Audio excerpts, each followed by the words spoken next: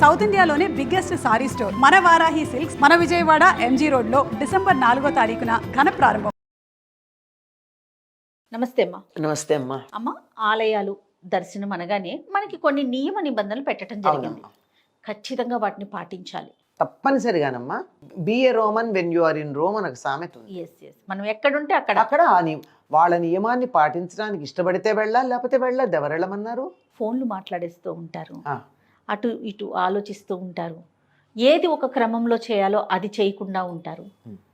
కొంతమంది అయితే ఫోటోలు తీసేస్తూ ఉంటారమ్మా మూల విరాట్ని. ఇప్పుడు ఈ మధ్యకాలంలో ఎక్కువగా, ఎందుకంటే ఒక 2-3 months బ్యాక్ నేను కుంభకోణం ఇట్లా రామేశ్వరం ఇవన్నీ చూడటానికి వెళ్ళొచ్చాను హాలిడేస్లో.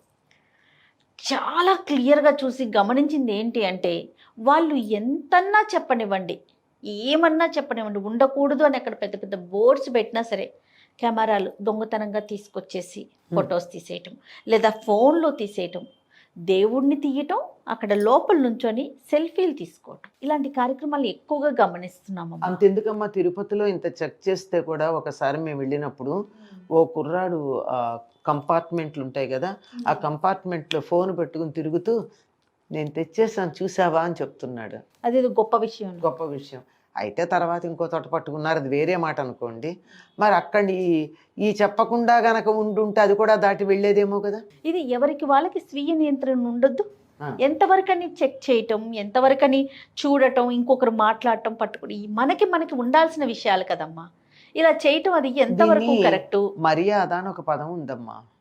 మర్యాద అంటే ఇతరుల చేత చెప్పించుకోకుండా నా పరిమితిలో నేను ఉండడం మర్యాద. ఇది లేకుండా పోతుంది. చెప్పించుకున్నాక కూడా పాటించకపోవడం అన్నది చాలా భయంకరమైనటువంటి విషయం. ఎక్కడ ఏ నియమం ఉందో ఆ నియమాన్ని పాటించినప్పుడు మాత్రమే మనం నాగరికమైన పౌరులుగా పరిగణించబడతాం, లేకపోతే అనాగరికంగా అనిపిస్తుంది. అనాగరికులని మనం అంటున్న వాళ్ళు కూడా అక్కడ నగరానికి సంబంధించినటువంటి నియమాలు పాటించరేమో కానీ వారి ప్రాంతంలో అడవికి సంబంధించిన నియమాలు వాళ్ళు పాటిస్తారు. మరి అలా చెప్పడం కూడా నాకు ఎందుకో వాళ్ళని తక్కువ చేసామనిపిస్తుంది. ఇక్కడ తెలిసి చేయడం కదా. మీరు సెల్ ఫోన్ తీసుకురావద్దంటే తీసుకురావడం దేనికి? సెల్ ఫోన్ వల్ల ఏం జరుగుతుంది? నువ్వు సెల్ ఫోను వాడట్లేదు, వాడకపోయినా ఆన్లో ఉంది అది కదా. ఆన్లో కనుక ఉన్నట్టేమో సిగ్నల్స్ వస్తూనే ఉంటాయి కదా. తర్వాత అయినా నువ్వు సైలెంట్లో పెట్టినా నీకు ఇన్ని కాల్స్ వచ్చాయిన తర్వాత మెసేజ్ ఉంటుంది కదా. అంటే your instrument is receiving the signals కదా. ఈ సిగ్నల్స్ లోపలికి వచ్చాయంటే ఏ పవిత్రమైనటువంటి వాతావరణంలోకి మనం వెళ్ళామో అక్కడ దానికి కొంత భంగం కలిగిందా లేదా? ఖచ్చితంగా. మరి అక్కడ ఎందుకు వెళ్ళాం మనం? అక్కడ ఎలక్ట్రోమాగ్నెటిక్ ఫీల్డ్ ఒకటి ఉంటుందని కదా ఆరా అని మనం చెప్పేది. దానికి వెడుతున్నాం.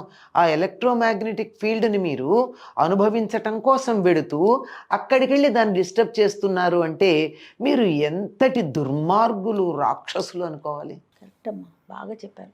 కనుక నియమం పాటించండి. ఏమైంది? 5 నిమిషాలు ఫోన్ లేకపోతే ఉండలేరా? అక్కడికి వెళ్ళి వద్దన్న చోట ఫోటో తీస్తే ఏమిటో మీ ఘనత అంటే మేము చెప్పుకోవడం అనమాట. మేం చూసారా నియమాలను ఉల్లంఘించాం, నిబంధనలని పాటించలేదు, we're above rules and regulations అని వాళ్ళ గురించి వాళ్ళు గొప్ప చెప్పుకోవడం తప్ప మరొకటి కాదు. అటువంటి వాళ్ళకి దైవ దర్శనం తాలూకు ఫలితం లభిస్తుంది అని నేను అనుకోను.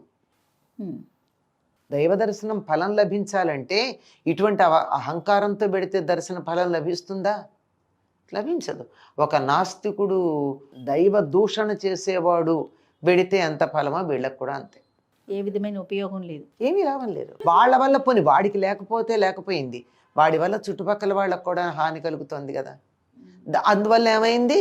వీడికి ఫలితం లేకపోవడం అన్నది కాక పక్క వాళ్ళకి చెడగొట్టిన పాపం వచ్చింది. అంటే దైవ దర్శనం వల్ల ప్రయోజనం లేకపోగా పాపం చుట్టుకుని బయటకు వస్తున్నారు. ఆలయంలోకి వెళ్ళి చూడండి. అలాగే మూల విరాట్ని ఫోటోలు తీస్తూ ఉంటారమ్మా. ఎన్నిసార్లు చెప్పినా కూడా వినిపించుకోరు. అలాంటి వారికి మీరేం చెప్తారు? అటువంటి వాళ్ళ అనాగరికులను కూడా అనడానికి వీల్లేదు. ఏమని చెప్పాలి?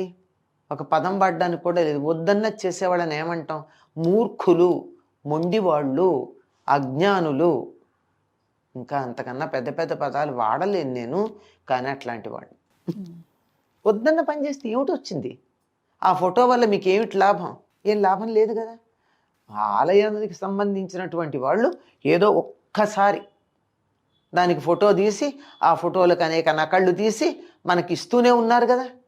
లేదా దానికి చాలా గొప్ప చిత్రకారుల చేత దాని చేత బొమ్మ వేయించి మనకు అందిస్తూ ఉన్నారు కదా. ఇంకెందుకు చేస్తావు? అనవసరం. అంటే ఇంకా నీ దైవాన్ని నువ్వు నమ్మలేదు అని అర్థం. అంతెందుకండి, కొంతమంది సిద్ధులు మొదలైన వాళ్ళని ఫోటోలు తీస్తామంటే వద్దని వాళ్ళు అంటూ ఉంటే వీళ్ళు బలవంతంగా ఫోటోలు తీసిన సందర్భాలు ఉన్నాయి కదా. తీరా బలవంతంగా ఫోటో తీస్తే అక్కడ పక్క వాళ్ళు కనపడ్డారు కానీ అసలైనటువంటి వాళ్ళు కనపడరు. అటువంటి శక్తి ఉన్నది. వద్దని చెబితే అంతే.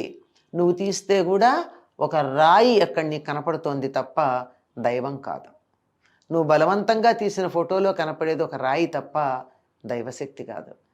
పాంచభౌతిక శరీరంతో ఉన్నటువంటి ఒక మహాయోగి ఫోటో తీస్తేనే రానప్పుడు దైవీ శక్తి నీ ఫోటోలో బంధించబడుతుందా?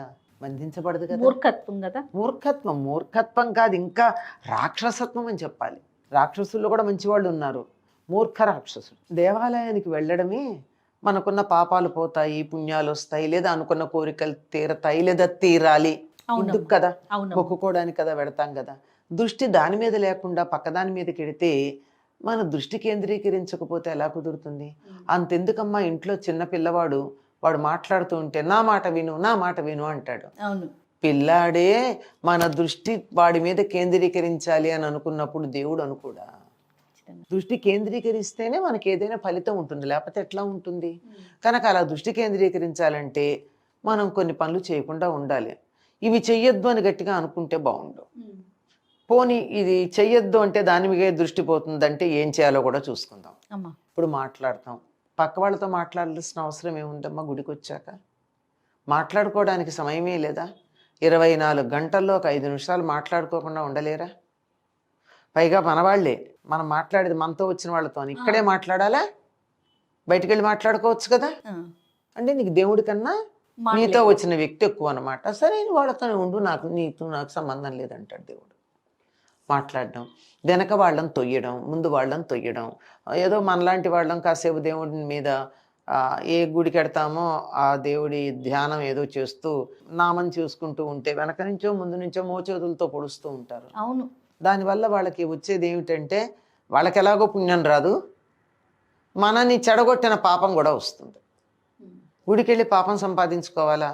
అక్కర్లేదు కదా. ఎక్కడ లేని కబుర్లు ఇక్కడేనా?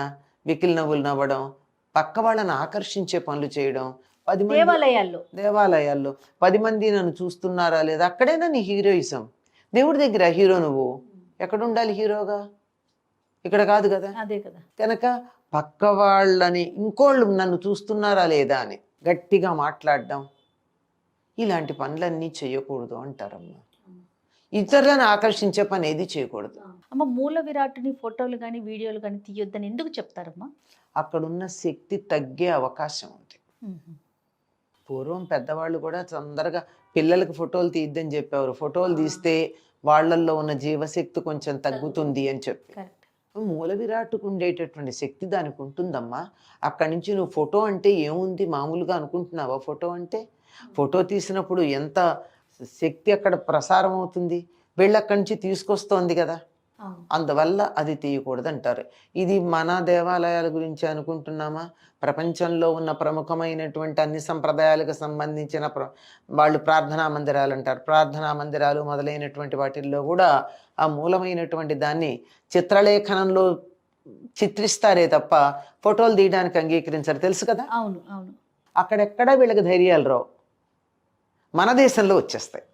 అంటే మన శిక్షా స్మృతి చాలా తేలిగ్గా ఉంది కదా, అందువల్ల. కాబట్టి నియమాల్ని పాటించాలి.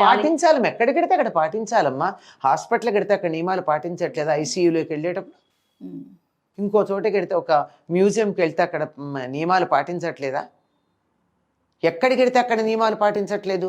ప్రపంచంలో ఇక్కడ నియమాలు ఉల్లంఘించిన వాళ్ళే ఇతర దేశాలకు వెళ్ళినప్పుడు చచ్చినట్టు పాటిస్తున్నారు, కుక్కిన పేలల్లాగా పాటిస్తున్నారు, కుక్కల్లాగా పాటిస్తున్నారు. ఇంకా గట్టిగా చెప్పాలంటే మన దేశంలోకి వచ్చేప్పటికి, అందులో మన దేవాలయాల దగ్గరకు వచ్చేటప్పటికి ఎందుకింత చులకన? మనసులో ఉన్న చులకన భావం వల్ల. అందువల్ల ఫలితాలు అలాగే ఉంటాయి. అక్కడ భయంతో పాటిస్తున్నారు, భక్తితో కాదు. ఇక్కడ భయము లేదు, భక్తి లేదు, రెండూ లేవు. అంచేత ఎక్కడా అంతే. అందువల్ల భక్తితో పాటించని వాళ్ళకి భయంతోనైనా చెప్పాల్సిన పని ఉంది. తప్పకుండానమ్మా. నమస్తే. నమస్తే అమ్మా.